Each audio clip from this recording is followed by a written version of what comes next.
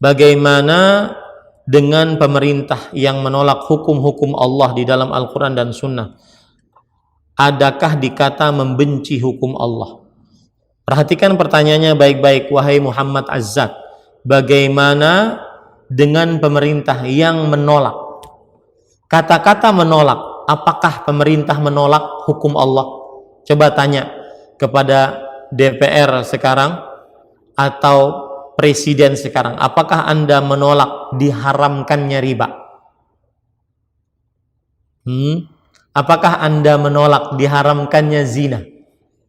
Apakah Anda menolak diharamkannya minuman keras? Apakah Anda menolak diharamkannya judi? Tanya sekarang. Dan saya tidak yakin bahwasanya mereka menolak hukum-hukum Allah, tetapi mereka terbawa ke dalam sebuah kondisi yang akhirnya mereka harus untuk melakukan hukum-hukum selain dari hukum-hukum Al-Quran dan Sunnah Rasul Sallallahu Alaihi Wasallam, dan itu dosa. Tetapi tidak dikatakan menolak, karena beda orang yang menolak.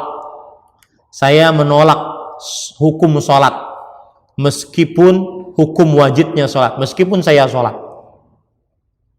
Nah, ini perkataan bisa menyebabkan kepada kekufuran. Ini perkataan bisa menyebabkan kepada kekufuran. Tetapi kata-kata bahwa pemerintah menolak hukum-hukum Allah di dalam Al-Quran dan Sunnah, maka ini perlu pendudukan permasalahan. Apakah mereka menolak? Saya tidak yakin akan hal itu. Adapun terjadi bahwa di negara ini ada riba, di negara ini ada perzinahan, di negara ini ada tempat lokalisasi, di negara ini dijual minuman keras, maka itu tidak menunjukkan bahwa penolakan terhadap hukum-hukum Allah, tetapi itu menunjukkan kepada penyimpangan terhadap hukum-hukum Allah. Bedakan itu baik-baik, tidak sama, ya. Bedakan itu baik-baik, tidak sama. Naam. Dan Allah Subhanahu wa taala, makanya Allah berfirman dalam Al-Qur'an 3 kali, "Wa man lam yahkum bima anzalallah fa ulaika humul kafirun.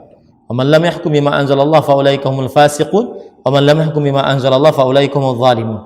Para ulama ahli tafsir ketika menafsiri ayat ini, maka penolakan terhadap hukum Allah bisa dihukumi sebagai kekufuran, dihukumi sebagai kefasikan, dihukumi sebagai kezaliman, tergantung kondisi orang yang tidak berhukum kepada hukum Allah tersebut. Nah, ini ahibati hafizakumullah ta'ala. Dan ini juga yang kita nasihatkan kepada kawan-kawan kaum muslimin yang sering menuduh pemerintah kita, kaum muslimin, pemerintah Indonesia yang sah dan muslim, bahkan salah seorang dari pemerintah adalah kiai, bahwasanya mereka adalah taghut. Ini hati-hati, akan dimintai pertanggungjawaban oleh Allah. Atas dasar apa Anda mengatakan mereka adalah taghut? Kalau seandainya Anda mempunyai hujjah, maka ucapkan. Kalau seandainya tidak punya hujjah, maka lebih baik diam. Karena tidak semua orang yang berhukum kepada hukum Allah dihukumi kafir. Allah saja menyebutkan hukumnya 3. Ada kafir, ada fasik, ada zalim. Tergantung kondisi orang yang berhukum kepada selain hukum Allah Subhanahu wa taala tersebut. Wallahu alam. Yuk salurkan infak dan donasi amal jariah terbaik Anda untuk operasional Rifkon TV.